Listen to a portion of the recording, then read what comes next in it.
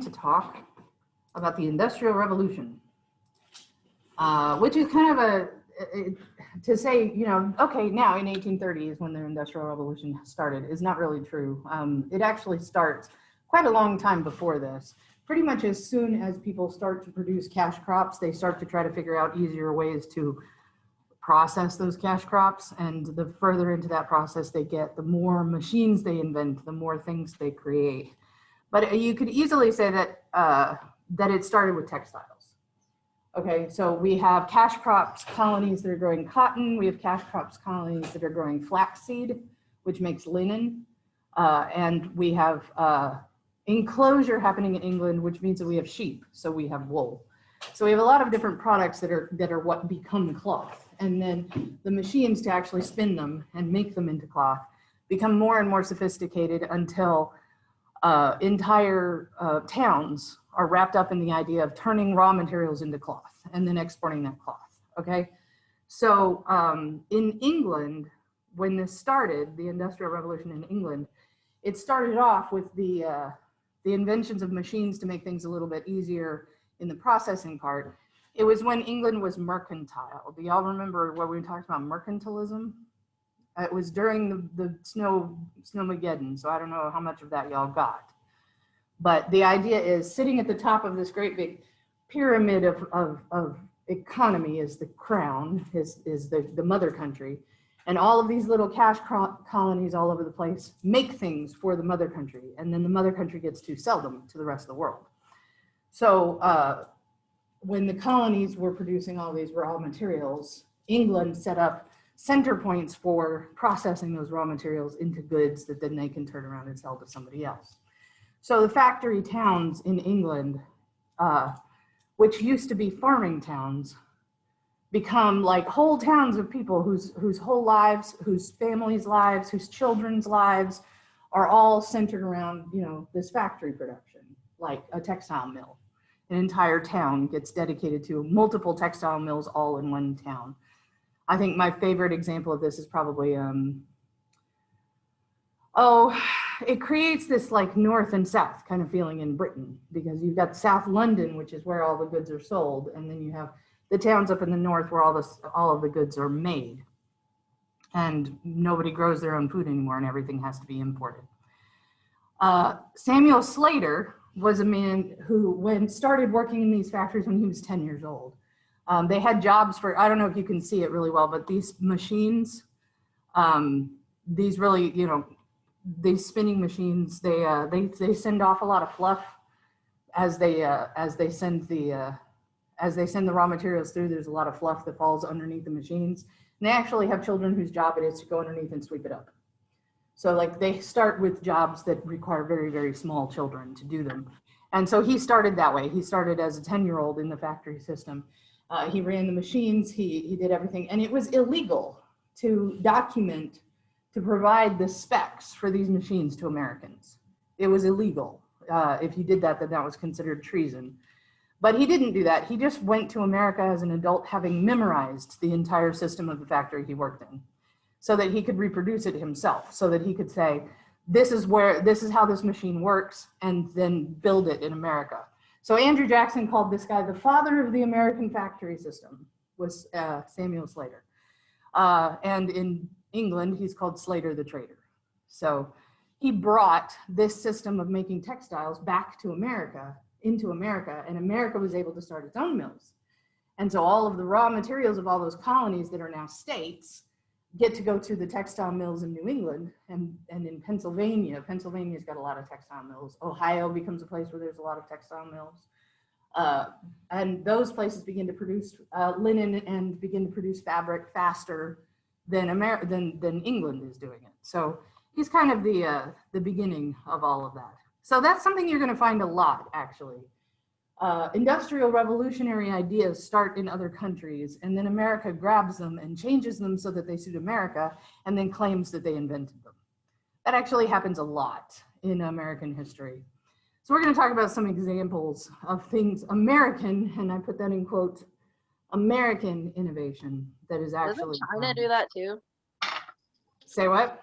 Doesn't China do that a lot too? They look at something, then they figure out how it's made, and then they make it themselves, or they make it. I think every country does that to some degree.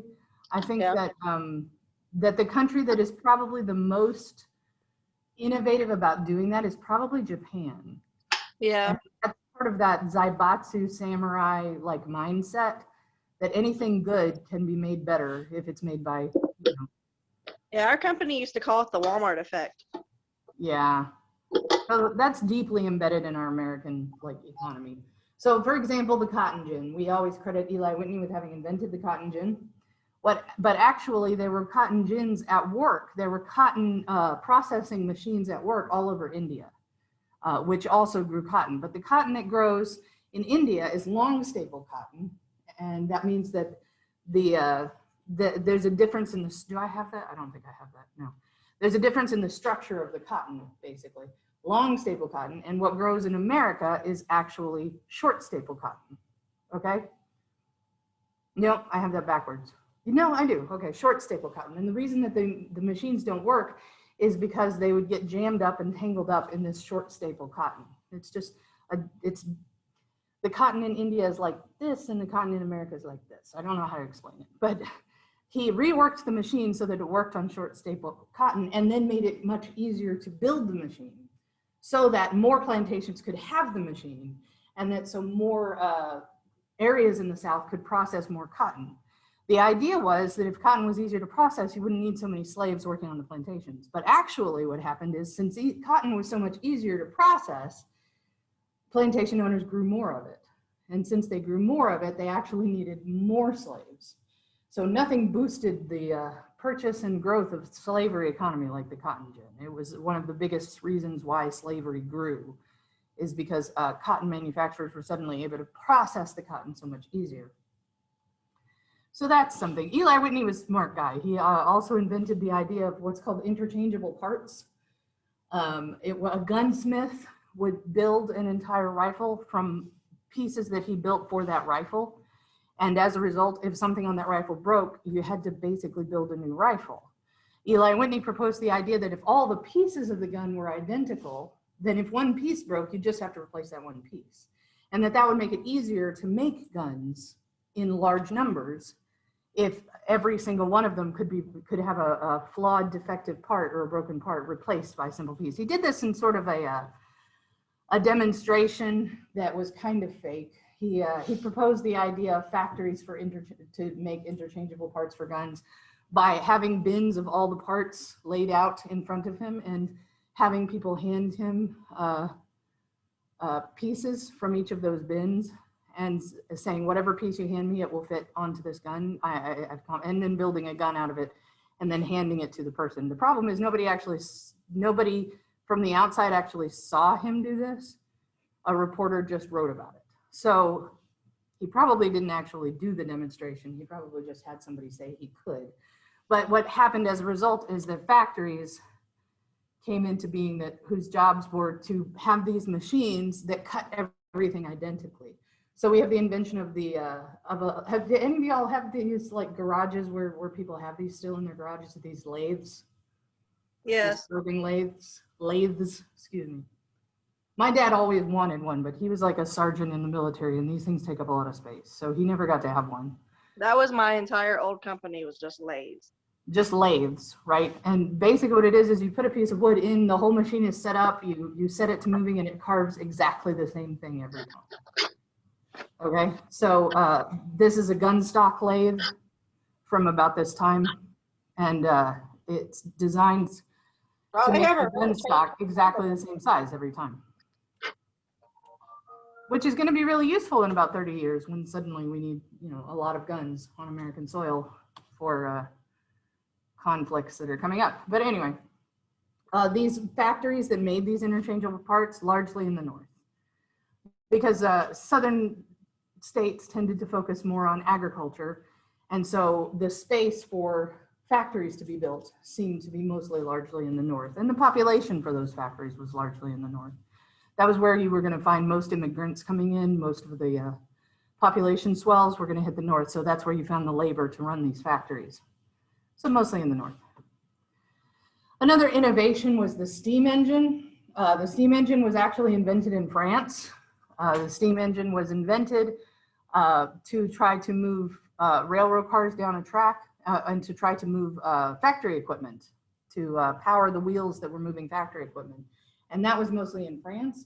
But Robert Fulton took a look at that steam engine and thought, I have an idea of what we could do with that. And he had this crazy notion that if you put a steam engine on a boat with a paddle, with a large paddle on the side, that it could go against the current. And he wanted to try that in the Hudson River. And everybody thought that was really crazy and that there was no way that that could work. And so they called it Fulton's Folly. But it actually did eventually work. He managed to figure out how to make a steam engine push a ship the wrong direction using paddles up a river. And since he'd figured out how to do that on the Hudson, he decided to try it on the Mississippi. Now, there's something you have to understand about the Mississippi. The Mississippi is like a major artery in the US. It's like blood pumping through one of the biggest arteries in the body. It's water flowing down the Mississippi. You can't row back up the Mississippi. There's no sail, there's no row powerful enough to get. So all trade up until this point had gone from north to south on the Mississippi, poured out in New Orleans, and then had to come back by land. Okay, so all trade from New Orleans into the States came north over land, and all trade from the northern states into New Orleans came south, came over the Mississippi. So the idea that you could actually send a ship the wrong way on the Mississippi was like revolutionary to trade, because it meant that large cargo ships could come into New Orleans, hop onto the Mississippi, and then be steamboated up into the northern states, up into the Ohio River Valley, without having to disembark everything and put it on wagons and pull those wagons up north. So it revolutionized the face of trade in America, and that's going to be a great thing for America, but it's going to be very bad for Ireland, and we'll talk about why later. Anyway, another invention that happened in Europe, the Cook and Wheatstone telegraph. The Cook and Wheatstone telegraph, as you can see, involves basically these little needles turn one way or the other. They turn left and right, and the wires pull them. And depending on, so basically if you wanted to get to the letter E, you'd have to pull this one this way and this one this way, okay? You'd have to pull this wire to the right and this one to the left, except that you'd be pulling the wires the opposite direction, so you actually have to pull them left and right in order to point at that E. If you wanted to point at the A, it would have to be this one and this one here and this one here would have to point at the A, would have to be pointing up it that way. So it's a lot of wires all going into, and so there's no way for this to work like underwater or something, or over long distances. A telegraph that uses this many wires is just too complicated and is too prone to mistakes, and it's just too delicate. So Samuel Morse got a hold of this idea and invented a single wire method for this that used clicks instead of pointing needles. And so he is credited as being the inventor of the telegraph, but he's actually just the inventor of the click telegraph.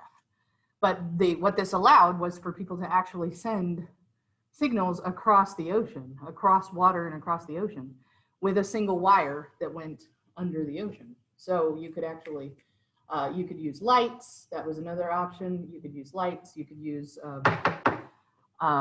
because it makes, the only thing is the person on the other end has to speak the language. The person on the other end has to be able to read Morse code.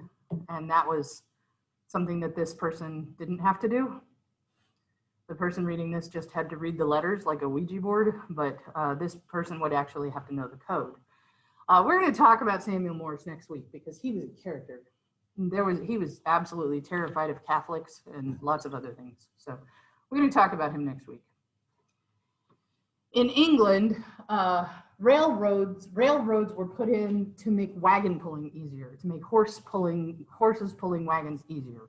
So if you're ever wondering why railroads are the size that they are, it's because the rails are exactly how far apart two horses' bottoms would be, okay? So that's why railroads are the size that they are, is because what they were before were wagons with specialized wheels that ran on tracks so that they never had to go over bumps or anything like that, that they were very smooth, but they were pulled by horses. And you can see the passenger one up here, that it's just a box that's being pulled by a horse. Okay, but it can be a little bit more passengers and can be a little bit heavier with less horses because the horse is pulling it on a rail. Somebody came up with the bright idea of coupling this steam engine idea from France with this horse pulling wagon in England and came up with the idea of the steam locomotive. America got a hold of this idea and decided to put in railroads everywhere. Well, not everywhere, actually. Take a look at the map and you'll see that in the 1800s, okay, so 1830, these are the railroads that exist at the beginning of this when the idea is just starting to catch on. Do you see the little tiny red lines? Can you even make those out? Can y'all see those okay? All right, so 10 years later, these are all the railroads that exist. Okay, so there are now railroads that connect the north and the south. There are railroads that connect states. There are railroads that connect, but most of the railroads are pointed towards these port cities. That's where most of the railroads need to go. They need to get goods to the port cities so that they can be put on ships and sent out into the ocean. So as you can see, by 1850, like Massachusetts is a solid red line because it's got so many railroads going through it. New York, also Connecticut, all of these, New York State has them, but New York City is like full of them. Railroads going everywhere. And in the South, not as much, but they do actually have railroads put in place to get things from the port out to the farms and back. So they are actually making progress. But there's only really one that connects the North and the South at this point. And then there's these railroads out here. What do these connect to? What do y'all think? Is it the companies that are trying to expand west? Not really, not yet. Not so much. What are all of these sort of taking their origin from? What is this wiggly line right here? Oh, the Mississippi. They're That's taking the it. Mississippi River. That's right. So you've got, now that you can bring a ship from New Orleans all the way up the Mississippi, now you have to get what's on that ship at the terminus of the Mississippi. You have to get it off and transport it. So now we've got railroads all through the Ohio River Valley so that goods can be transported like that, which is cool. That's useful. So populations begin to move into cities to work at the factories that are created as a result of these innovations in transportation and these innovations in machines, okay? So like, for example, now that it's easier to get cotton from plantations in the southern states to ship it up the Mississippi and onto the railroads and into the cities to where the textile mills are. What happens is the inevitable, like now we need labor to run these factories. So there's lots of different solutions for how to get this labor. There's a very, very little history of any kind of slave labor being used in the factories in America. There were very low wage pays, but there's not, you would think, because slavery was still a high functioning economy in the States, that the factories would be full of slaves, but they're not for some reason. And part of the reason for that is because there are other labor sources available, and it just is easier to pay a low wage to somebody than it is to pay for the entire care of a slave. So the population that factories target are a lot of times not the breadwinner of the household. So you have the sister, the older sister, the younger brothers, the children coming into the factories. And one of the populations that this hit the most was single girls. So like Lowell factory, which is in Pennsylvania, targeted their labor to girls who were arguably adults, age 14 to 45 is what they wanted, girls who were 14 to 45. The average age of the girls who worked in the factories was 24. Yes? Which one was it? Because I remember hearing about this in one of my classes. It was like the factory life thing, but it was like a bunch of girls who were working. They ended up getting locked in a room and caught fire. Yeah, what you're talking about is the Triangle Shirtwaist Fire. Yeah. And that is, that's gonna be in like the 1890s. But right at the beginning, they really tried hard to take care of their labor force. So Lowell factory is a good example of this. They had girls ages 14 to 45, but mostly about 24. For a quarter of your wages, they would give you a place to stay and food. So you had lodgings within the area of the factory that were taken directly out of your pay. So you never had to actually come up with your rent. It just was deducted from your pay. And they had a set number of working hours. It was 13 hours a day, but then they went on strike, and so it was reduced to 10 hours a day. And then they offered classes in the evenings so that girls who worked at the factories could then go to class, and if they wanted to, they could learn to read, could learn literature, could learn sciences if they wanted to. They had things that they could learn. And education was just something that the factory provided. So it builds this whole town of basically single independent women who are able to not live on their family's farm and earn a wage, which then they get to pocket, but all of their household needs are cared for, and if they want to, they can become educated. So that's nice. Eventually what's going to happen is that the crowding in the cities is going to get so much that labor is just going to get cheaper and cheaper and cheaper, and the owners of those factories are going to cut more and more and more corners until you end up with the Triangle Shirtwaist Factory, where they packed as many people as they could so that as many seamstresses as possible are all making product at the same time. And they haven't taken any trouble to make this situation safe. And I mean, they're working in a room full of flammable materials. So what happened in the instance you're talking about is that they locked the doors to make sure that the girls couldn't leave during their shift. And then when the fire started, you see how these desks in this classroom are set up, right? Especially this middle row here. Now imagine that every single one of those seats has a sewing machine in front of it, okay? And that when you get to work, you come in, you sit down in your seat at your sewing machine. If there's a fire, how are you gonna get out of where you're sitting right now if there's people on either side of you, along with their machines and their pedals and everything, right? So that's what happened to those girls, is they all got trapped behind their sewing machines, and then they got crushed at the doors, and they started jumping out the windows, and they caught fire and burned on their way down, and it was this big horrible thing, which forced people to reform this. But at this point, the Industrial Revolution hasn't started crushing people like that just yet. They're still trying to provide for their labor force. Okay, so before we get into the next thing of where this goes, what this essentially does is make it so that as long as all of the states are buying from the states, the northern states where these textile mills are really thriving, okay? They buy the raw materials from the South, and then they turn them into textiles, and then they sell them for more than they paid for the raw materials, because that's how that works. You buy a raw material, you process it, you make it into something else. The good is worth more than the raw material was.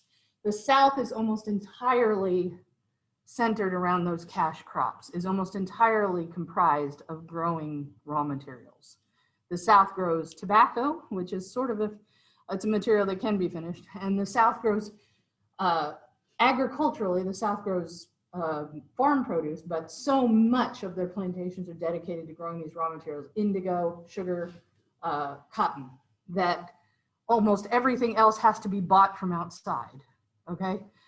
England is also making textiles. France is also making textiles. But for America to succeed, it's important that American textiles be bought.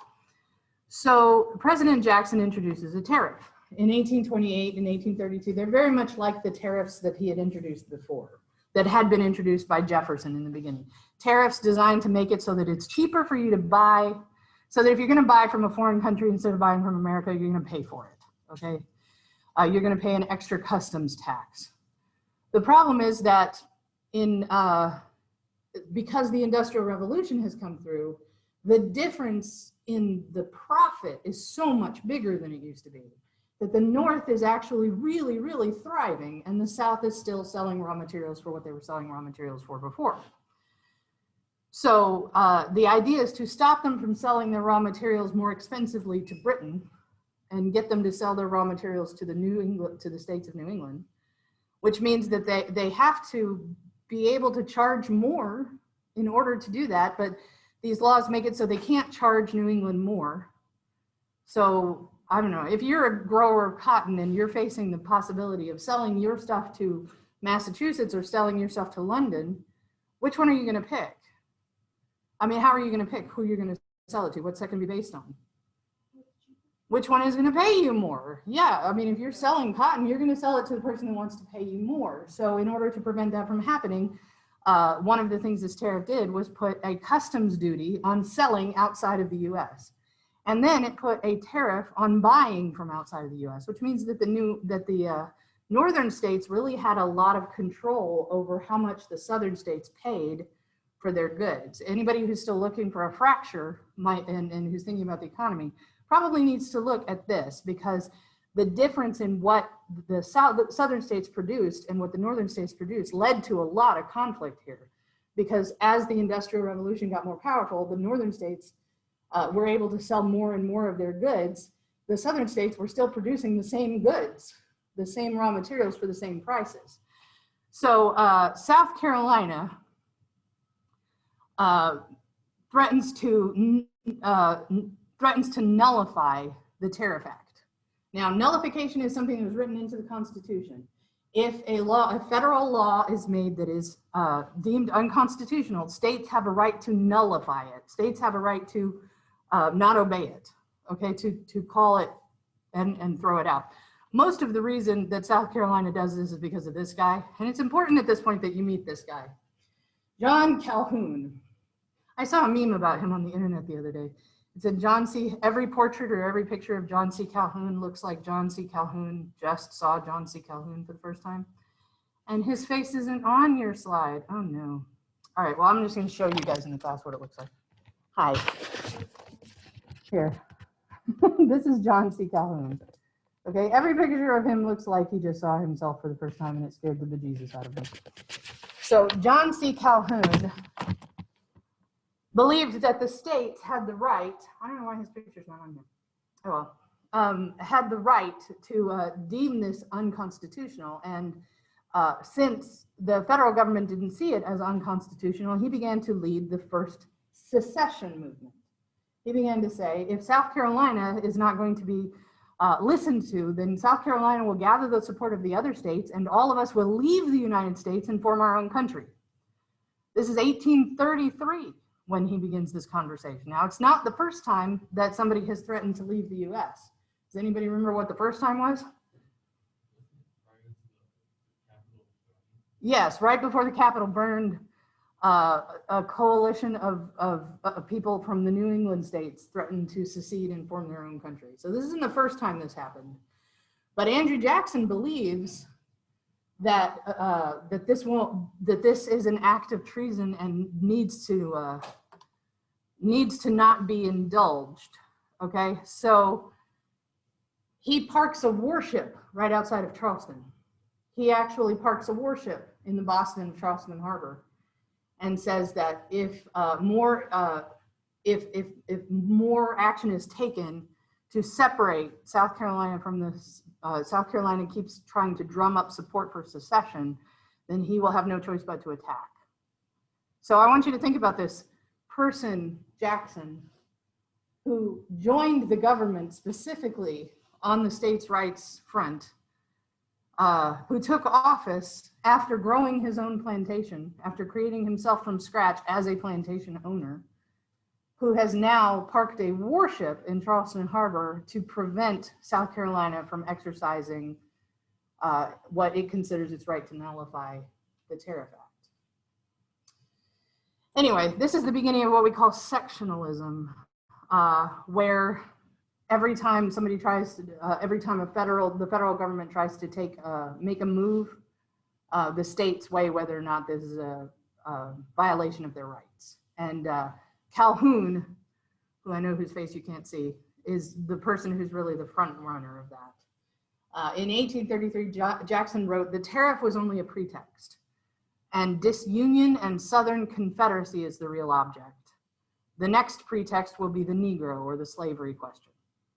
So in 1833, Jackson thought, they just want to form a confederacy. They just want to leave. And this tariff was just their excuse this time. Next time, it'll probably be something to do with slavery. So anyway,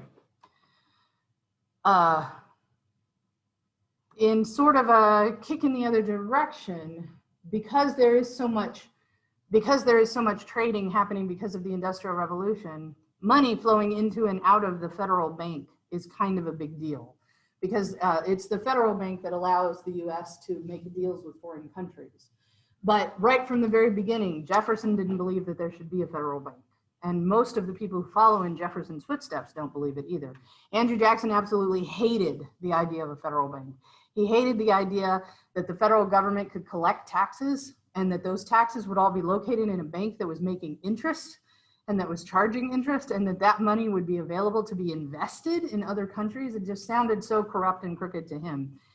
Even though he didn't really have another solution. I mean, your federal bank, the federal bank collects taxes, and then those taxes like pay the military and stuff. Like if they're not going to do it, then you have to do it through a system of state banks, and that's much more complicated. But the idea of the federal government having that much power always bothered Andrew Jackson. From as soon as he was elected, one of the first speeches he gave in 1829 was that he wanted to get rid of the US Bank. And a lot of his supporters were like, what? We would not have elected you if we had known. So the federal bank is set up in such a way that it recharters every time. And it's going to come up for recharter in 1836, which is going to be after the next time Jackson runs for election. So he's elected in 1828. He's got to run again in 1832. But his opponents want him to have to answer the question. So they bring it up in 1831. They say in 1831, it's time for us to start talking about rechartering the bank. We'd like to do it 5 years early, just so that it goes ahead and kicks off its next session and it's nice and secure. What do you say, Jackson? Are you going to be okay with that? So that he would have to run on his reelection talking about the bank. And so he did. He said right out where everybody could hear him that he didn't believe that the bank was constitutional, and he challenged its constitutionality. And he brought it before the Senate and the Congress, and he challenged the constitutionality of the bank, and they found it to be constitutional, which means that he lost. So in 1833, so he said, okay, fine, and he got reelected. In 1833, after his reelection, he took all the funds out of the federal bank and emptied it, and then distributed those funds to the state banks, what they called pet banks, the state banks that he felt were the most let's go with capable of handling international trade. And his ability to judge that was strongly influenced by the fact that some of these banks were owned by his own supporters. But he took all of the money out of the federal bank and redistributed it to all of the pet banks, so that there was never any money in the federal bank until in 1836, the federal bank was officially closed. They couldn't recharter because it had no money in it. We call this the bank war. And it's just another moment where Jackson just kind of did what Jackson wanted to do without really considering the long-term ramifications of that. Okay, I'm going to stop sharing my screen for a second. I wanted to show you all a clip, and I'm not sure how well this is going to work, so we'll just have to see. But I wanted to give you an idea of kind of the industrial factory life if we had time. So do y'all want to watch about a 3-minute clip of a movie? If I can make it work. We're not through the meat packing plants, right? We're just still kind of in textiles, right? Yeah, we're not in the jungle yet. Okay. Not Robert Sinclair yet. No, yeah. And we're not, who is it that proposes cannibalizing children? I can't remember. But that's one of Jordan's favorite things to talk about, is children being cannibalized. So. It just comes up a lot. I bet it does in your life. I've seen your kids. Whatever. My kids are cute. Yeah, that's why you probably want to eat them. Okay, Yeah. Anyway. I'm going to try to do this. Okay, Jordan, can you see the screen I'm sharing right now? Yeah, I can see it. Okay, so this is a clip from a movie called North and South, and this is actually a factory in Britain. And I'm going to unmute the TV out here, but I'm not going to unmute the one that y'all are doing. I'm just going to try to start them both at the same time. And we'll just see if that works. Okay. There's time at the end. You could like look up Calhoun. Yeah, I'll show you guys some Calhoun.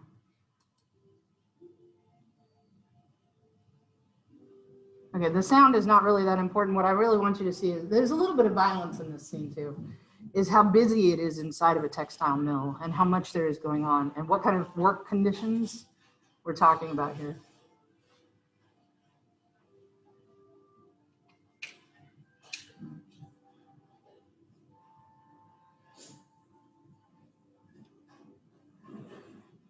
I can't fix the lights, I'm sorry.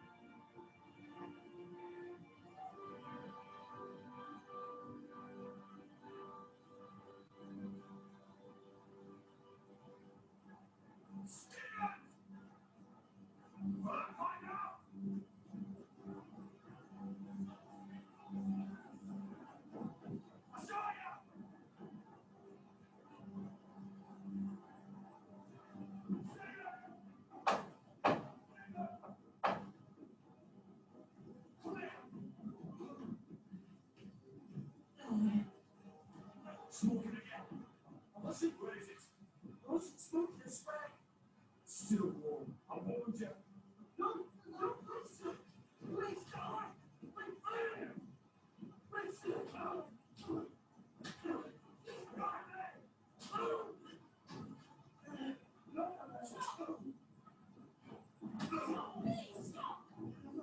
what are you doing there?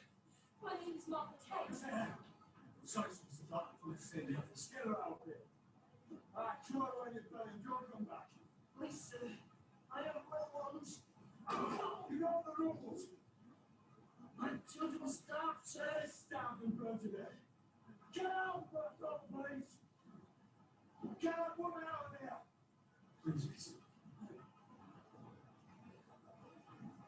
miss. Miss, please. Miss, please, miss. Please.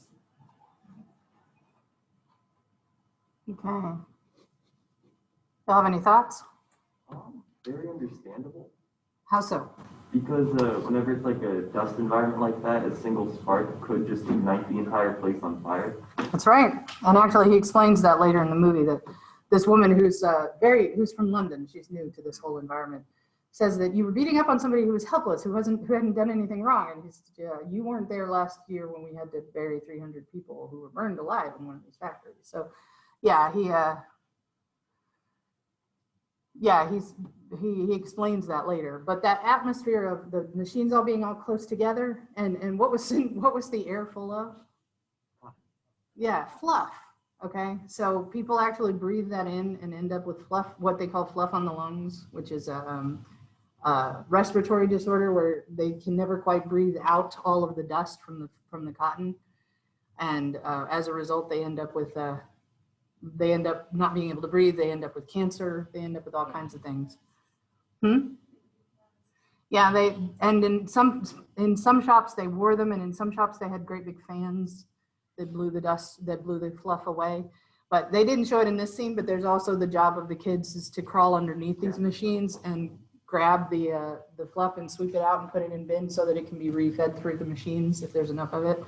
It's somebody's job to try to, recover as much of the fluff as possible. So the environments in which, and this town is an example of a town where the whole economy of the town is based around these factories, these textile mills. Everybody works for the mills or works for the people who work for the mills, or provides groceries to the mill workers, or provides transportation for the mill workers. Everybody works, everybody's work is centered around the mill. The woman that you saw there, her father is a literature teacher. He was a preacher, but he's also a literature professor. And he's up there in the hopes that he'll find students who want to study literature, like Plato and Socrates. And it's the weirdest thing, but he can't seem to find any students because everybody just seems to care about doing their job at the textile mill. So anyway, I just thought y'all would think that was interesting.